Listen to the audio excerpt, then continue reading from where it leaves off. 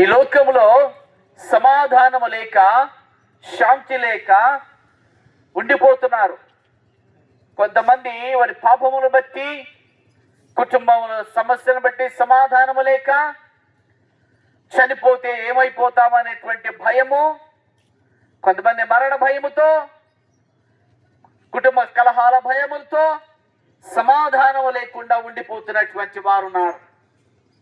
అయితే ఈ లోకములో నీవు ఎప్పుడు చనిపోతామనేటువంటి మరణ భయముతో నీవు ఉన్నట్లయితే యేసయ్య నీతోనే కొన్ని మాటలు చెప్పాలని మమ్మల్ని పంపించాడు.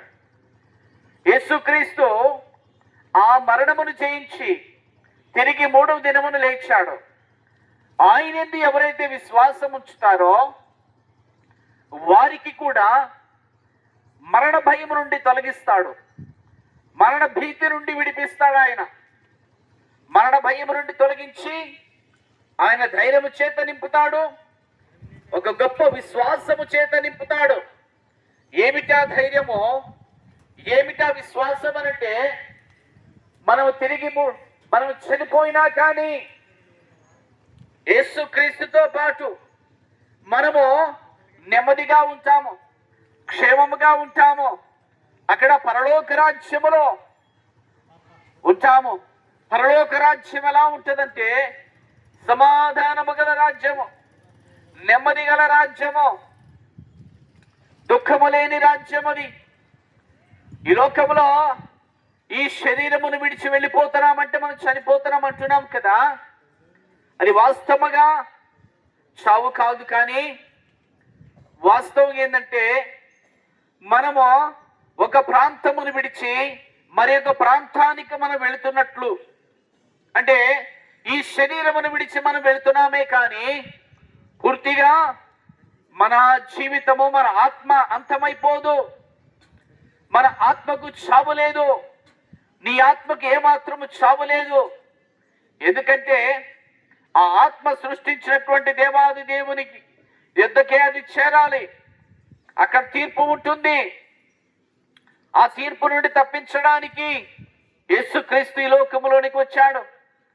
ఏముంటుంది ఆ తీర్పు అంటే, సృష్టికర్తను ఎవరైతే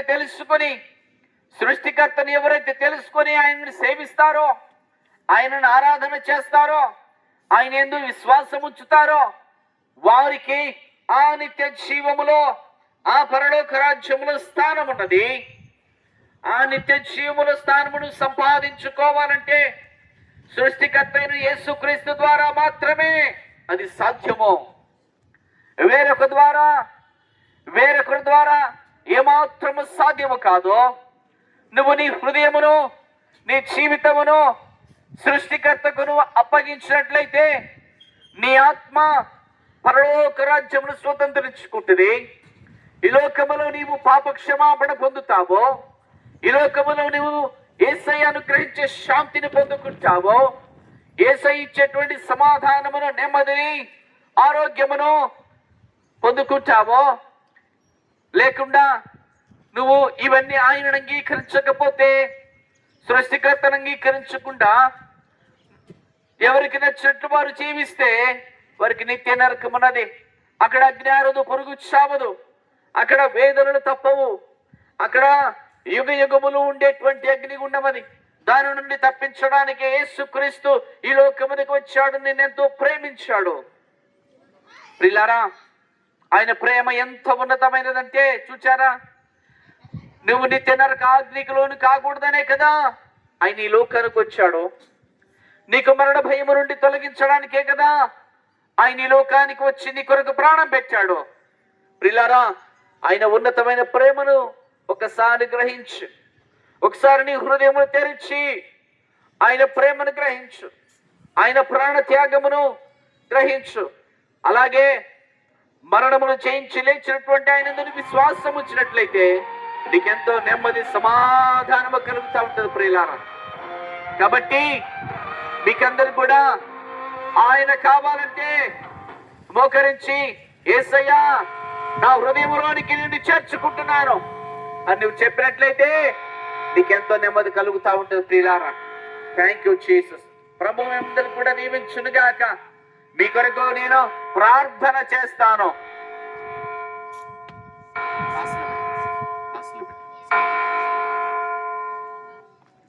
సమయము ఉదయం